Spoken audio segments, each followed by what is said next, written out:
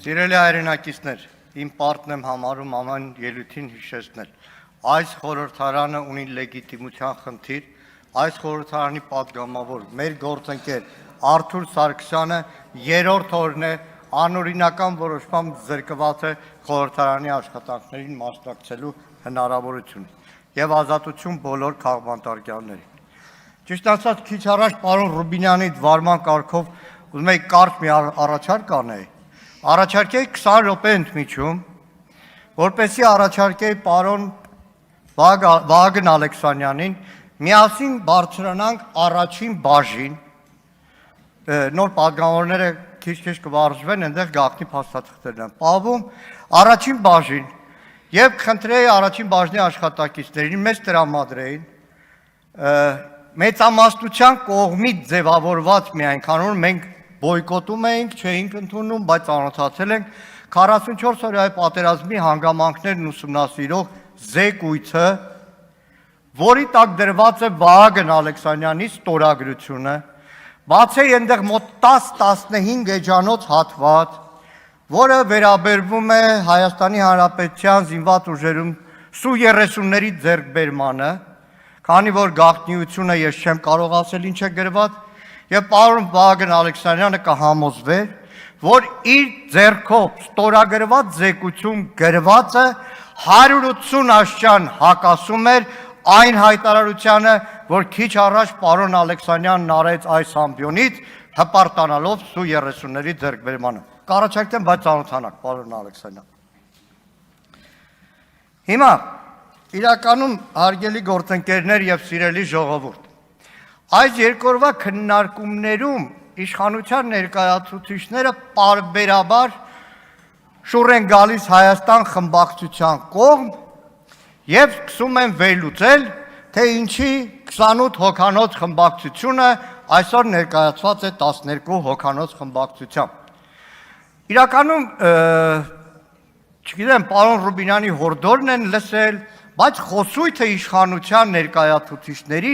վերջին մի քանի ամիսների կամ 1-2 տարվա համեմատ կտրուկ փոխվել է, որ ողջունում է։ Որովհետև այս ամբիոնից պարբերաբար անցնող 1-2 տարիներին հայտարարվում էր սիրելի ժողովուրդ եւ ձեզ էլ ասում էին, որ վերջ դուք մյուս խորհրդարանում չեք լինի, դուք բապշե չկա։ Ամենաշատը դրա մասին գիտեք ով էր հայտարարում։ Ալեն Սիմոնյան, հա, Ալեն Սիմոնյանը ստեղ չի, Ալեն Սիմոնյանը։ Մենք այստեղ ենք։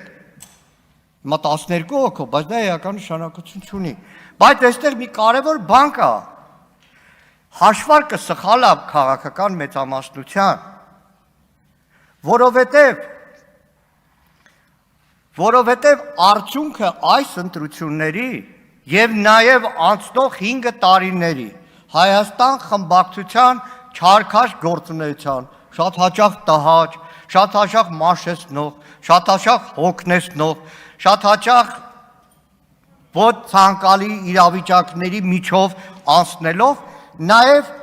Հայաստանում ստեղծեց մի իրավիճակ, որ այսօր մեր խորհրդարանում ընդդիմությունը ներկայացված է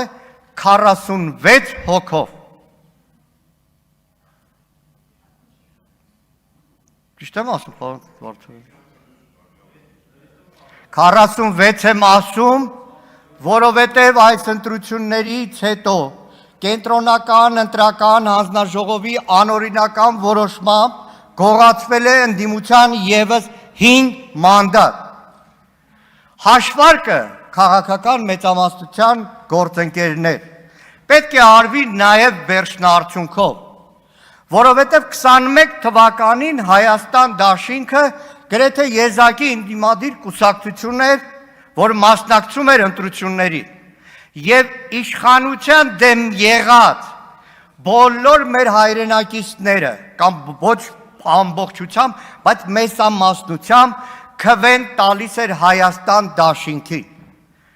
Եվ դա էր, որ 29-28 հոգանոց ֆրակցիա է։ Այս ընտրություններին մեր հետ մրցապայքարում մեր հարգելի գործընկերներ, ընդդիմադիր գործընկեր կուսակցություններն ակտիվ մասնակցեցին,